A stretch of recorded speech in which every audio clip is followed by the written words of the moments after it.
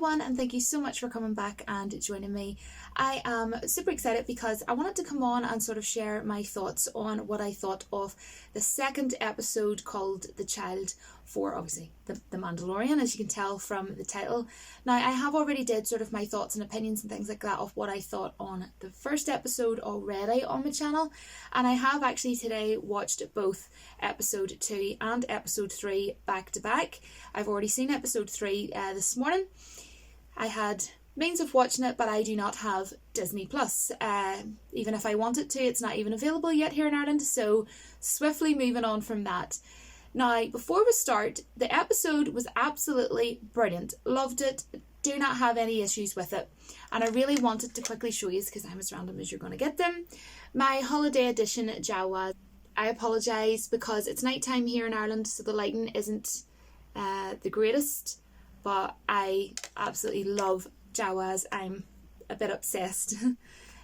Anyway, we're going to move on. Of course, this episode, started off with, I know it's not Baby Yoda because that would be impossible. We all know that it quite literally cannot be Baby Yoda, but that's what I'm just going to call it. That's what everybody else is calling it. We obviously know it's not, but we're just going to call it Baby Yoda for now, okay? So, of course, absolutely adorable throughout the whole episode. A bit too adorable for me because you're just like, oh, it's cute, it's so adorable. But let's get past that because, that's not why The Mandalorian is so amazing. So we'll have to talk about other good points about this series so far. So I absolutely loved, what I loved so much, probably one of the main things that I actually loved about this episode was that Ugnaught was in this episode quite a good bit. Actually, he got quite a good bit of time along with The Mandalorian. And if you can remember, I was so excited when I seen that Ugnaught was going to be in this from one of my trailer reactions, voiced by Nick Nolte. I was super, super excited because I don't know if you all know this, but I absolutely love the Clone Wars. I've mentioned that quite a lot. Sorry, guys. But yeah, so I was super, super so happy that Ugnaught was going to be in this, and we got to see a lot more of him in this episode, obviously, with the Mandalorian, and them two characters together I thought were so cool together in this episode. So of course we got to see Jawas. Don't know why I'm using this as a prop, but okay, this is a prop. We had Jawas in this episode, so I thought it was a really cool chase between the Jawas and the Mandalorian, because the Jawas decided to take his ship, of course, to strip for parts. And one thing I will say is, really briefly, I do have my notes in front of me, is, now I'm not saying anything bad at all, but there was a part with that whole chase, with the Jawas and the Mandalorian, where it reminded me a bit of Indiana Jones, The Last Crusade. And I am obsessed with Harrison Ford, of course, Han Solo. I absolutely love the guy. I am insanely obsessed with him. He's Indy, he's Han Solo. Why would you not be obsessed with him, if that makes sense? But I'm not complaining, and I am going to bring up like a little clip of what I'm talking about. And I'm not complaining because, heck to the freaking well, yes, The Mandalorian is paying homage to an amazing legendary movie. So it didn't bother me, and I'm not saying that they copied it. I am not saying that they copied it. All I'm saying is I was getting Indy freaking well Jones vibes. So heck to the freaking well yes from me, guys. That's all I'm going to say. So Mandalorian went to Ugnaught, who I reckon he's probably going to end up being like one of my favourite characters in this, but I can't really say yet because, we're going to be getting 8 episodes of this, and I've only seen 3 so far, and I'm only going to be talking about the second episode tonight. Sorry, it's night time in Ireland. But yeah, Ugnaught took him to see the Jawas and sort of see, what they can do with this whole situation. And I love that the Mandalorian was like, well, weapons are my religion. I thought that was really cool, that line. And then, Ugnaught's like, well, you know what, dude? They're going to be getting back your stuff, if you aren't going to hand over your weapons. So he was adamant. He didn't want to hand over, his weapons. And he's like, yeah, your blaster as well, or whatever. I can't remember the exact sentence. But, I love the fact that they threw in, like, little wee, jokes as well, but still kept with the serious tone of, the series, you know, it's not like crazy funny where you're like, oh, this is a bit cringe, you know, but they add in a couple of little, you know, funny bits as well, I guess, in the episodes too. But I liked when he was talking to the Jawas, and the Jawas are like, yeah, you speak terrible Jawa. That was super funny. I thought that was really funny, that moment, when I watched it this morning. And of course the Jawas want a trade. And what they're basically looking is they are wanting one of the eggs, big huge egg, of course, from a mudhorn. Now, the reason why the Jawas were wanting these, or one of the eggs, is because they see a mudhorn's eggs as like a delicacy, like a massive delicacy to them. So it was really cool, you know, when they actually got the egg, that they were like so happy, and they were like, yay. That was so funny. That was a really cool moment. But yeah, so obviously they struck a deal, and he went to the mudhorn's lair, and, you know, quite obviously the mudhorn ain't gonna be too happy about that situation, and attacks him. And then it was pretty obvious what we were going to get. It was beyond obvious what was coming next. Like, okay, he's going to save him. The little, you know, baby Yoda species is going to, you know, help him. And he did. He tapped into the Force, used the Force to save the Mandalorian.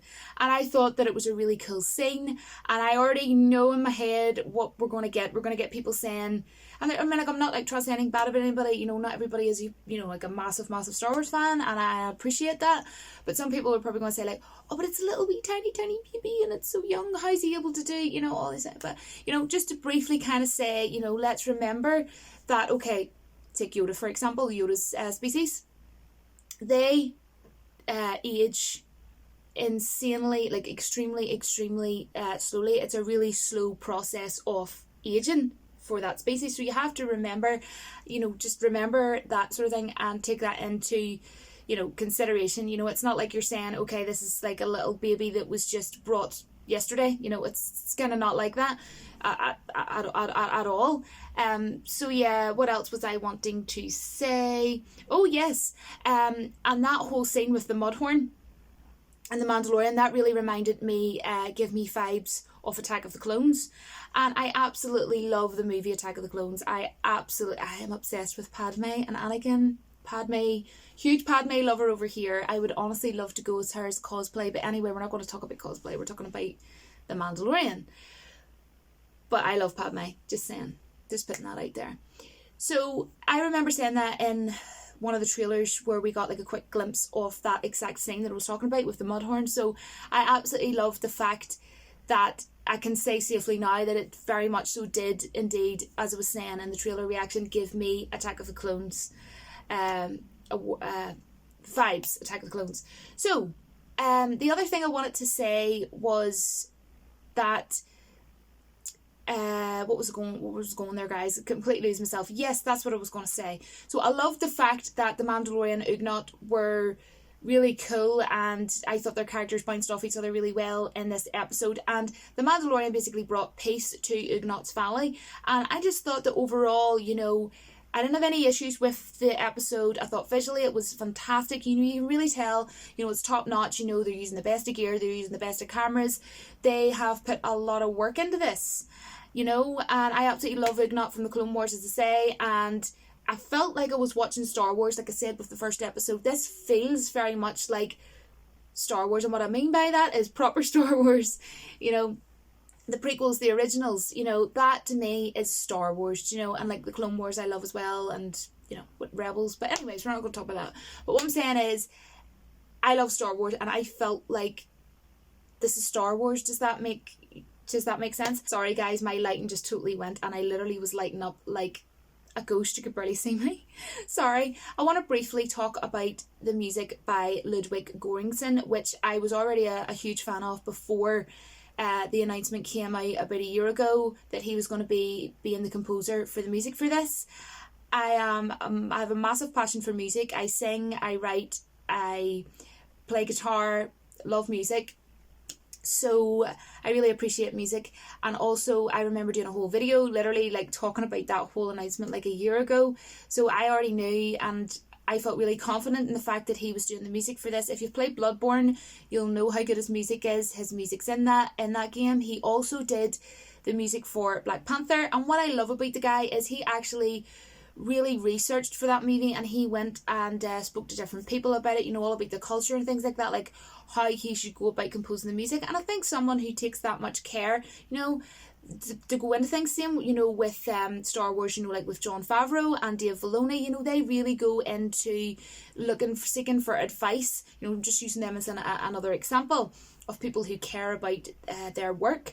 And one thing I will say is that I felt his music really did suit in most of the scenes for this episode, and this isn't me being negative or nickety-pickety, and I don't think it's through any fault of his, but there was maybe one or maybe two scenes that I kind of felt it didn't overly sort of fit, like there was maybe something missing. But the rest of the time, especially at the very end of this the Child episode 2, when the little baby Yoda was sort of flying in like the little pod beside the Mandalorian, and the whole music there was perfect for the tone of that scene, you know, because, you know, it was sort of like sleeping or whatever, and you could sort of hear, you know, like faint sounds coming in that was composed in over the top of it to make it kind of, yeah, we've still got this, you know, like, you know, whole country western thing going on quite obviously for the setting of this awesome show, but at the same time they had in at the end in that music you could sort of hear like noises that would kind of put you in mind of like a child sleeping, or like a nursery or a cot or something like that, like a sleepy sort of mode.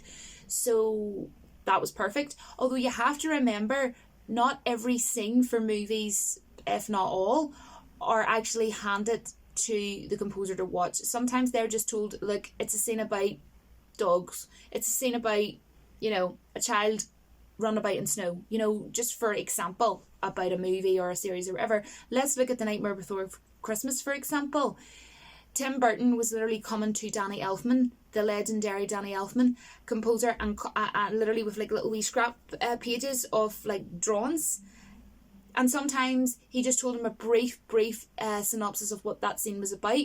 Then he was having to then go and do the composing, and then go back to him, and sometimes have to wait for him to come to him with the next scene. So I am not trying to fault Ludwig Göransson. I am a massive fan of his. I think he is so talented at what he does, and he 100% knows what he's doing. So I kind of wonder, was he kind of like thrown into the deep end with some of the scenes and kind of just shown like, right, okay, it's about this, and then he's thinking to himself, well, okay, I'm not really getting the best sense or feel for this. But aside from that, he is so good at what he's doing, and I think he's doing well. I can't wait to hear what his music composition, what's going to be like episode 4, episode 5, 6, 7 and 8.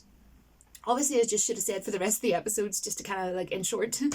But yes, I will talk about episode 3 hopefully another day, but I have been insanely busy, guys, and I am getting ready for going off my holiday early next week. So the things are kind of, you know, rushy. I'm going out tonight. I have a lot of things to get sorted out. Haven't even had anything to eat yet. I'm just going to get my dad to like hopefully call me to hopefully he can run me to McDonald's on the way back, because it's just been crazy.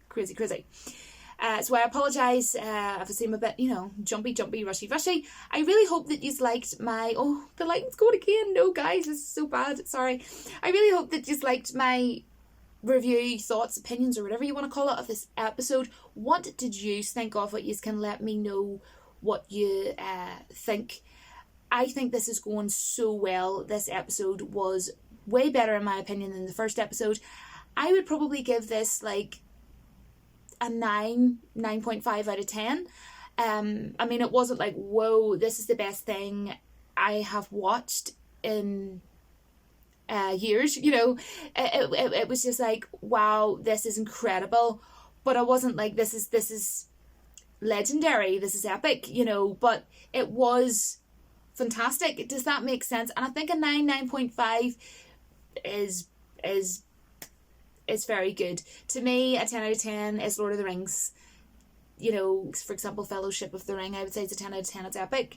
So if it's below 10, then it's pretty much almost epic and it's fantastic. So yeah, there you go. I hope that makes sense. And I'd rather be honest with you. But I absolutely loved it. I am so happy at how well this show is going. If any of you don't really like it, or, you know, you're sort of against it, that's fine. My channel ain't about all that. My channel is literally, look, we all have a voice, we all have different opinions, and I actually allow people to have their opinions, and we can, you know, I would be very interested to know maybe why you didn't like this episode, if you didn't like it, or if you weren't overly fussed on it. Honestly, never feel like you can't write your own opinions, because that's not how we roll on this channel. So thank you so much for coming to my channel again today and watching this video. You all mean so much, all the kind words of support. So I will speak to you all soon down in the comments, and I can't wait to hear what you all thought of episode 2 of The Child for The Mandalorian. So I will see you all very soon in my next video, but until then, do not forget that the Force will be with you always. Bye.